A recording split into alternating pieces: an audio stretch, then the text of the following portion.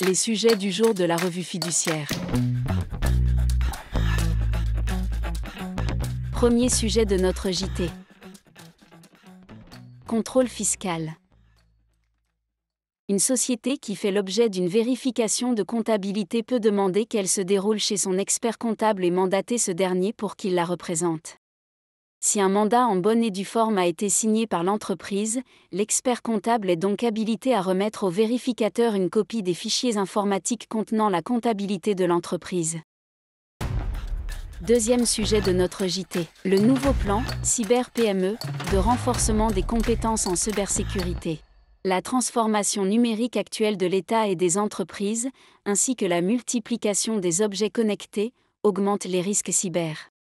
C'est pourquoi le gouvernement a lancé le 5 décembre 2023, dans le cadre du plan France 2030, un nouveau programme, Cyber PME, de renforcement des compétences en cybersécurité réservé aux PME et ETI. Une enveloppe de 12,5 millions d'euros est prévue pour l'occasion.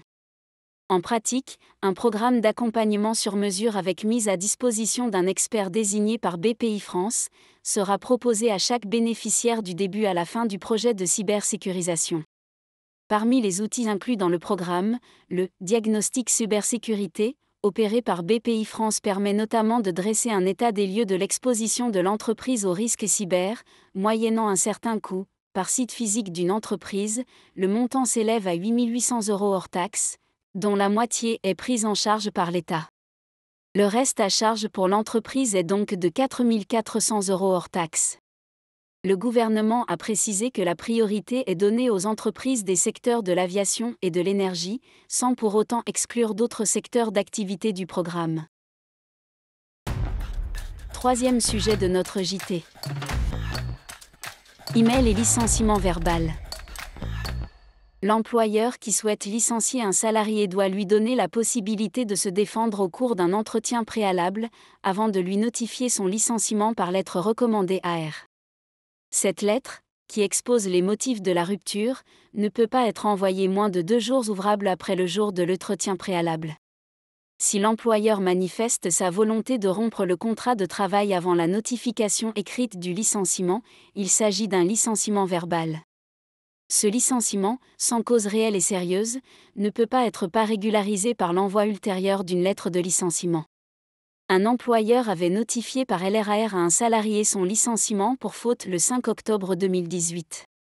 Mais le salarié avait eu un échange de mai à compter du 1er octobre 2018 avec la direction des ressources humaines qui évoquait la possibilité de récupérer un indu perçu par le salarié, sur son solde de tout compte.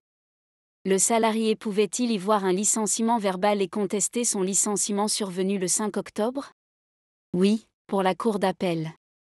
Non, pour la Cour de cassation qui souligne que les propos tenus dans le courriel du 1er octobre 2018 émanaient d'un employé du service des paies et de la gestion administrative et non du titulaire du pouvoir de licencier. Pour la Cour de cassation, l'employeur n'avait pas manifesté la volonté de mettre fin au contrat de travail. Le courriel ne constituait pas un licenciement verbal survenu le 1er octobre 2018. Le licenciement du salarié, du 5 octobre 2018, n'était pas sans cause réelle et sérieuse.